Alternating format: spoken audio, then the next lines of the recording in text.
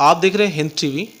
इस वक्त हम मौजूद हैं दिल्ली सटे गाज़ियाबाद अशोक विहार के अंदर। आप देख रहे हैं कि पूरे देश के अंदर इस वक्त चुनावी माहौल है, जिसने सर्दी के वक्त में भी देश को गरमाया हुआ है। गलियों से लेकर नेशनल चुनाव तक एक ज़बरदस्त जो है चुनावी माहौल बना हुआ है।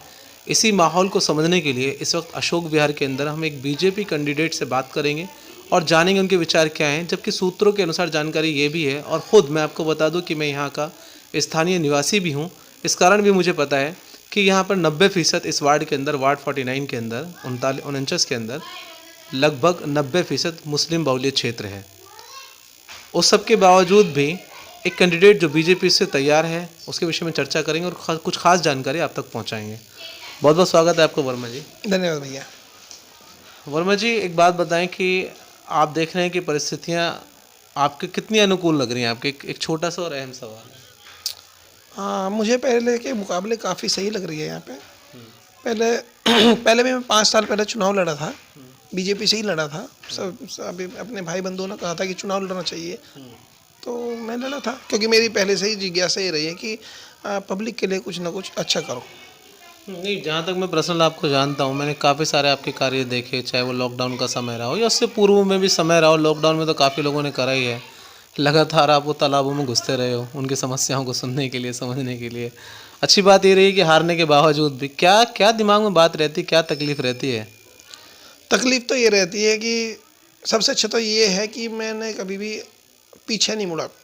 5 साल पहले चुनाव लड़ा था। चुनाव लड़ने के बाद मैं लगा रहा, क्योंकि मेरी दिली भावना भी है कि मैं लगा रहूँ काम पे, इस छोटी सी ज़िंदगी में कुछ ना कुछ अच्छे काम कर सकूं, और पब्लिक के बीच में मैं लगा रहा। मेरी अपनी जिम्मेवारी थी, किसी पे कोई एहसान नहीं है। पिछली बार तो नकार दिया था ना लोगों ने आपको। महज 350 वोट आई थी आपकी लगभग। वैसे 440 वोट आई थी। 440 वोट। जी जी, 440 आई थी। और सबसे पहले तो मुझे एक्सपीरियंस ही नहीं था कि चुनाव क्या होता है। अच्छा। मैं लगा रहा था अभी सभी भाइयों के बीच में, मुस्लिम भाई, हिंदू भाई, सबके बीच में लगा रहा था। और उसमें मुझे लगता कि एक तो मुझ पे चुनाव नहीं लड़ना है उस टाइम शायद, दूसरा उसमें मुझे कहीं ना कोई कमी रही होगी जो मैं चुनाव नहीं जीत पाया। और पब्लिक का भरोसा भी जीतना जरूरी होता है सबसे पहले चुनाव के मामले में। नहीं, ये एक बहुत अच्छी बात कही है कि देखिए, इसमें मेरा प्रेडिक्शन लगता है कि हम अभी, क्योंकि सपा के भी नेता खड़े होंगे, यहाँ से कांग्रेस के भी नेता खड़े होंगे, हम सभी से बातचीत करेंगे और अपने माध्यम से आप लोगों तक पहुँचाएंगे, क्योंकि आपकी राय जानना बहुत ज़रूरी है। अच्छा, जो पूर्व में हम किसी का नाम नहीं लेंगे, क्योंकि किसी ने अच्छे काम किए या बुरे काम किए, जो भी कुछ रहा, क्यों लगता है कि इस बार जो है आपकी जीत हो सकती है या आप चुनाव में कामयाब हो सकते हैं? पिछले 5 साल में से क्या बदलाव लग रहा है? बदलाव तो भैया जी ऐसा है, 5 साल पहले जो चुनाव हुए थे, हमें उम्मीद थी कि जो यहाँ पे सभासद चुने गए हैं वो अपना काम ईमानदारी से करेंगे। लेकिन मुझे शायद ऐसा लग रहा है कि थोड़ी कमी रह गई है। पीछे की तरफ तालाब है, काफ़ी बड़ा सरकारी तालाब है। उस तालाब में यहाँ के जो मेन आदमी होते हैं, पर सभासद होते हैं, वो ही उस तालाब के किनारे पे जो घर बसे हुए हैं, गरीब आदमी यहाँ पे रहे हुए हैं, उसी की तरफ यहाँ का जो रोड बनने लग रहा है, 30 फुट रोड बाबू होटल वाला, उसी को उस तरफ ही वो डलवा रहे हैं, जिसका उस पानी की निकासी बाहर है नहीं, उन्हीं के घरों में भरने लग रहा है। कहीं यहाँ पे डेथ भी हो चुकी है। तो मुझे लगता है उन्होंने अपना जो काम करना चाहिए था, उनकी जिम्मेदारी थी, वो शायद पूरी तरह नहीं निभा पाए। देखिए, उसके विषय में हमने न्यूज़ ऑफ इंडिया पे भी अपनी कई सारी न्यूज़ चलाई हैं। ये बिल्कुल सही बात है, क्योंकि उसके आबादी की अगर हम एतबार से बात करें तो लगभग 70% आबादी उसके आसपास बसी हुई है, और 2 जवान और एक छोटा बच्चा जो है उसमें डूब के मर गया था, क्योंकि वो अवैध नाले जो है उसमें चल रहे हैं, उससे जो काफ़ी जो चर्चा में रहे हैं। उसके लिए मैं बिल्कुल समझता हूँ कि काफ़ी आवाज़ उठाई है। जो काम एक नेता को करना चाहिए था, जिम्मेदार व्यक्ति को करना चाहिए था, वो एक आम नागरिक होते हुए भी अपनी जिम्मेदारी निभाई है। चलिए, ये तो हो गई बात तालाब की और उसकी। क्या आपका घोषणा पत्र क्या रहेगा, आपका चुनावी एजेंडा क्या रहेगा? चलिए, मान लीजिए आपको जो है यहाँ के हिंदू मुस्लिम तमाम लोग जो है भाईचारे के साथ मिलकर आपको जिता भी देते हैं, तो आप ऐसी क्या वजह रहे जो लोग आप पे भरोसा करें, और ख़ासकर मुस्लिम समुदाय आप पर भरोसा करे, उसकी क्या वजह है आपके पास? सबसे पहले तो मैं ये समझ लीजिए कि मैं हिंदू मुस्लिम को नहीं मानता इस चीज़ में, क्योंकि यहाँ पे लगभग मुस्लिम पे आबादी 90% है, 10% हिंदू आबादी है। मुझे यहाँ पे रहते हुए लगभग हो गए 25 साल। 25 साल पहले ही लगभग ये आबादी यहाँ पे बढ़नी चालू हुई थी। ये कॉलोनी उसी टाइम से बढ़ने लगी है। और यहीं पे मेरा एक छोटा सा कारोबार भी, काम भी करता हूँ।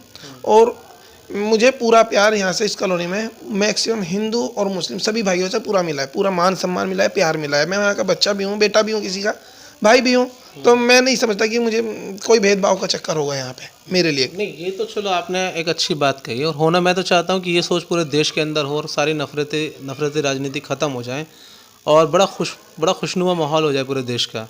हमारी दिली तमन्ना है।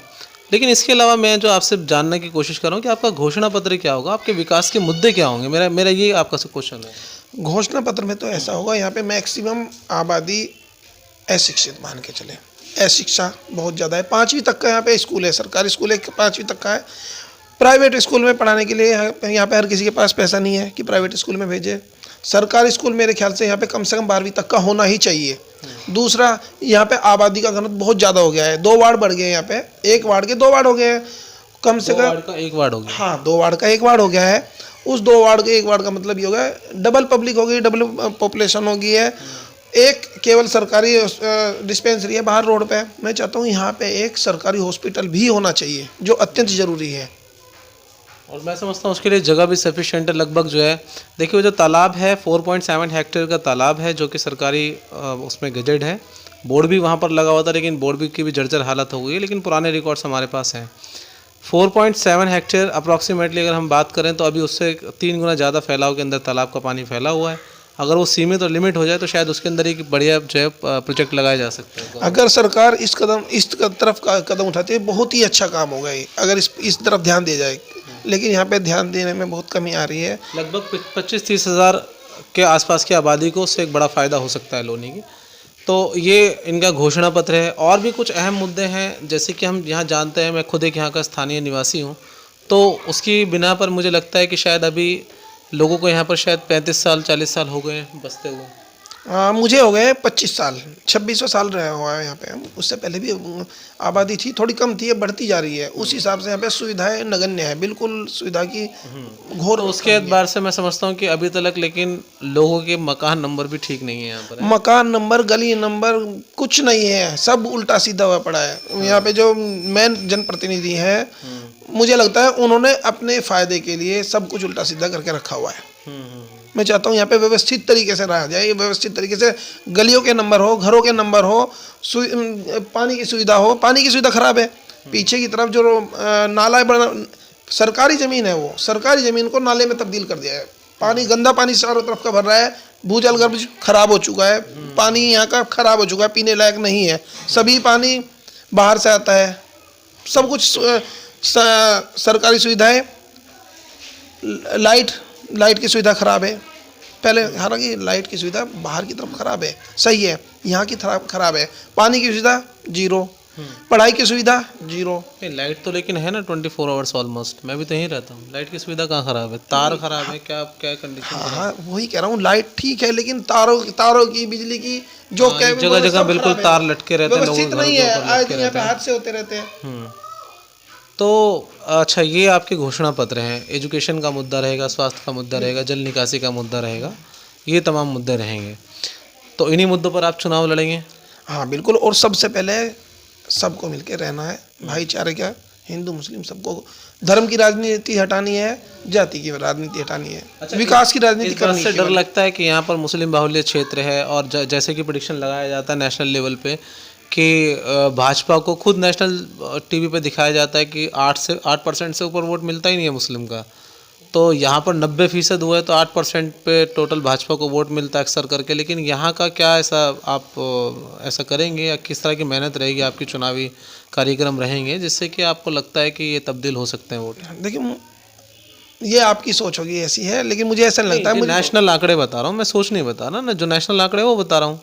मैं अपनी सोच से थोड़ी बता सकता हूँ। देखो, मैं यहाँ का बेटा हूँ, मुझे नहीं पता बाहर क्या हो रहा है। मुझे यहाँ की व्यवस्था संभालनी है, हिंदू मुस्लिम सब भाई को लेके चलना है। और मुझे यहाँ पे कोई डर नहीं है, सब व्यवस्थित तरीके से रहे, मिल के रहने, प्यार से रहे। सभी तीज त्यौहार, दीपावली, होली, ईद सब मनाते हैं, मिल के मनाते हैं, कोई दिक्कत नहीं है यहाँ पे मुझे। ये सब बरगलाने वाली बात है, हिंदू को मुसलमान से लड़ना, मुसलमान को हिंदू से लड़ना, मैं नहीं चाहता ये हो। और यहाँ पे तो नहीं है, मेरे एरिया में, अशोक विहार में ऐसा कुछ नहीं है। चलिए, धन्यवाद। देखिए, हमने बड़े कुछ पेचीदा सवाल भी करे, कुछ मुद्दों की बात करी, कुछ घोषणा पत्र की बात करी। तमाम चीज़ें जो एक नेशनल और इंटरनेशनल और तमाम जो है गलियों के चुनाव के अंदर बातें होनी चाहिए, जो अहम चीज़ें होती हैं, उन्हीं पर बात करी। कुछ जो प्रेडिक्शंस लगाया जाता है, कुछ जो गलत तरह की राजनीति में बिलीव करते हैं या कोशिश करते हैं कि समुदायों को बाँट दिया जाए, जाति वर्ण में बाँट दिया जाए, हिंदू मुस्लिम में बाँट दिया जाए, उसके बाद जो है इस तरह की राजनीति की जाए। उस तरह की राजनीति से हम दिखा रहे हैं कि नरेश वर्मा जी का दिमाग कोसों दूर है। अब इस बात से आप कितने सहमत हैं, ये आप हमें कमेंट करके ज़रूर बताएं, क्योंकि आपके कमेंट ही हमारे वोट डलने से पहले एक बड़ा वोट है। तो बने रहिए हिंद मीडिया के साथ। हमारे चैनल में आपका स्वागत है। कृपया लाइक व सब्सक्राइब